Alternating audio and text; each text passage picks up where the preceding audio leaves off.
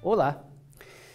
O pecado de Adão teve consequências para a humanidade, para as gerações que se sucederam, pois a privação da santidade e da justiça originais favoreceu o fato de que todos tenham cometido o pecado pessoal.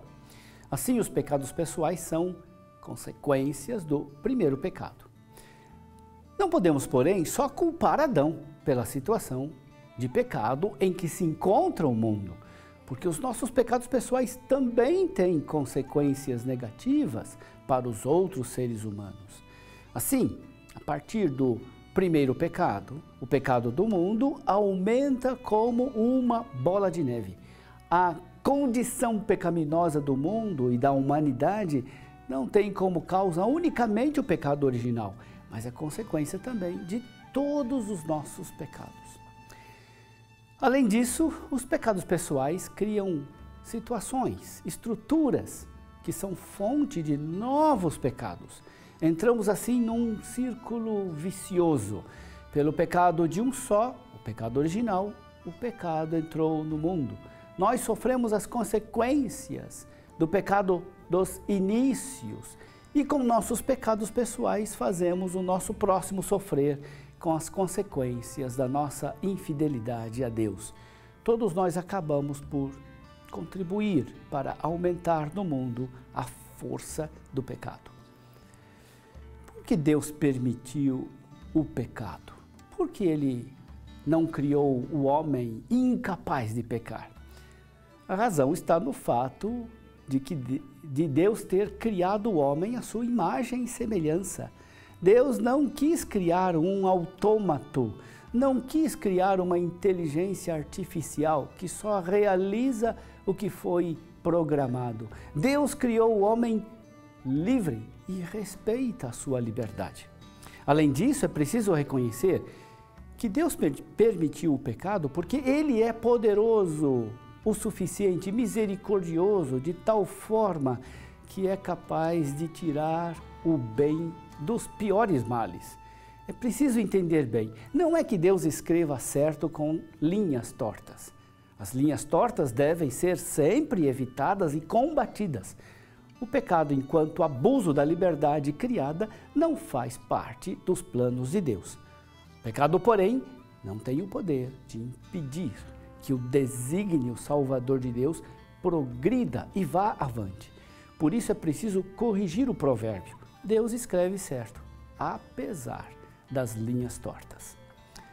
A revelação do imenso amor de Deus, que entrega seu Filho para nós quando éramos inimigos, se deu para que pudéssemos ser salvos do pecado. Com a entrega do Filho, podemos conhecer a infinita grandeza da misericórdia divina que, respeitando a nossa liberdade, não permite que o seu abuso impeça a realização do desígnio salvador de Deus.